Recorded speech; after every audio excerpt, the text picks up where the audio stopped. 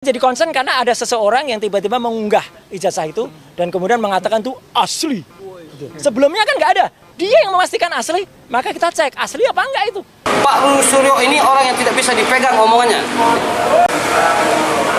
Mas menanggapi kenapa itu baru dilaporkan sekarang, ada pelaporan kepada sampean, padahal kan itu persoalan tentang ijazah itu kan memang sebenarnya udah lama ya Mas? Iya, itu kan persoalan sudah bertahun-tahun. Kalau misalkan kita mulai rangkai peristiwanya semenjak kasus Bambang Tri itu kan tahun 2016 ya. 2017, 2018 itu kan selalu disuarakan oleh pihak-pihak mereka lah. Dan pada tahun 2022 itu kan cukup memanas pada saat itu karena memasuki masa-masa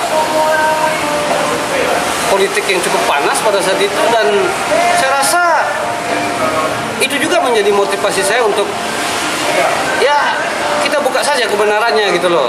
Saya memberanikan diri untuk memposting itu semata-mata karena ingin agar persoalan ini cepat selesai. Lagi pula Pak Jokowi hari ini kan sudah tidak menjadi presiden. Kan nggak bagus juga kita mempersoalkan hal-hal seperti ini gitu loh.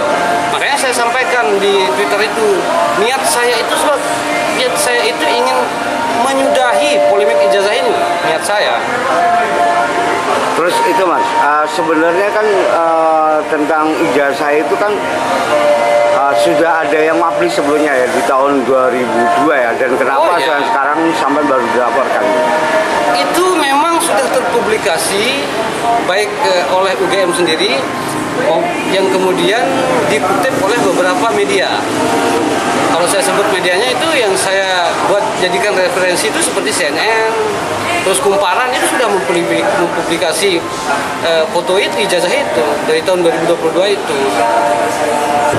Terus kaitan ini Mas ke Roy Suryo yang kemarin menyatakan bahwa sampean itu saya ingin katakan itu, Roy Suryo ini lama-lama seperti anak kecil. Dia yang diperiksa kok saya yang diminta untuk ditahan itu loh.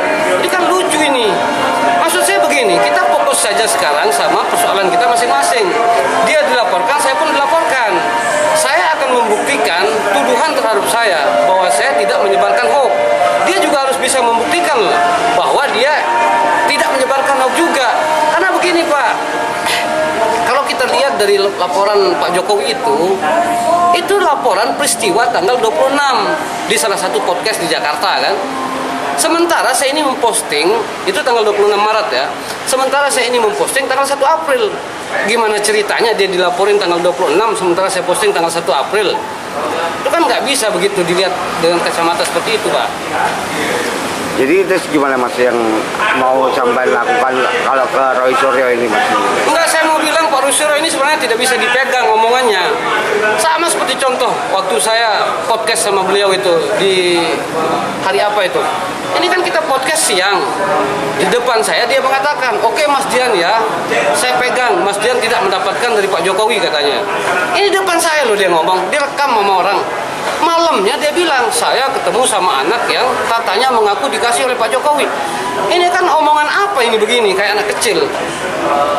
Jadi dia lebih baik fokus sama persoalannya itu, jangan mengkait-kaitkan saya dengan persoalan yang sedang dia hadapi. Saya pertanggungjawabkan perbuatan saya, dia juga harus mempertanggungjawabkan perbuatannya. Persoalan siapa benar siapa salah nanti kita diuji nanti. Akan ada aparat penegak hukum, ada pengadilan ke depan. Terus menghadapi laporan ini gimana Mas? Laporan mana? Laporan kepada sampean ini. Kalau saya nggak akan tanggapi apa-apa sepanjang belum ada permintaan klarifikasi oleh pihak Bareskrim. Nah, saya ingin katakan sekali lagi bahwa saya anggap laporan itu tidak ada sepanjang saya belum diminta keterangan oleh Bareskrim. Tapi apabila saya diminta keterangan sebagai warga negara yang baik dan taat hukum, saya akan hadiri. Sebenarnya kan begini Pak, perlu menjadi catatan juga bahwa saya tidak hadir dalam polemik ini dengan tangan kosong. Saya melakukan riset seperti yang sudah saya sampaikan, saya melakukan pendekatan sejarahnya.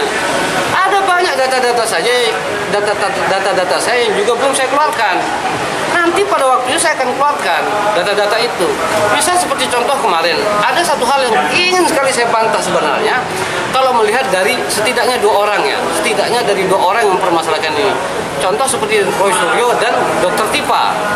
Roy Suryo ini mengatakan bahwa foto yang ada di ijazah Pak Jokowi itu 99,9% itu adalah Pak Dumatno Budi Utomo. Lalu Dr. Tipa berdasarkan keilmuan dia itu mengatakan bahwa dari sisi rahang apa segala macam itu bukan Pak Jokowi, itu adalah Pak Dumatno mungkin siapa yang dia sebut. Tetapi Pak, saya kemarin ini saya dari Semarang menemui teman saya yang kebetulan orang tuanya itu juga lulusan UGM. Memang bukan seangkatan dari Pak Jokowi, tapi ada di dalam buku alumni. Beliau ceritakan kepada saya bahwa buku alumni ini diberikan oleh kampus pada tahun 1989. Dicetaknya pada tahun 1988, Pak. Ya, buku yang akan diberikan ke saya ini. Itu saya akan minta untuk diuji forensik. Masuk akal nggak? Tahun dicetak 1989, Pak Dumatno Budi Utomo itu lahir pada tahun 1977, yang secara hitungan matematika baru berusia 10-11 tahun, itu yang dipakai fotonya oleh Pak Jokowi. Jadi buku alumni. Ini kan orang-orang gila ini. Orang-orang yang maksud saya secara keilmuan mereka tidak bergunakan dengan baik, tidak mampu dipertanggungjawabkan itu. Mau diuji seperti apapun, kalau foto yang dikatakan itu adalah foto Pak Dumatno Budi Utomo, itu pasti gugur. Orang Pak Budi Utomo baru umur 10 tahun pada saat itu. Itu aja saya ingin katakan. Tapi saya ingin jadi catatan juga, Pak Roy Suryo ini orang yang tidak bisa dipegang omongannya.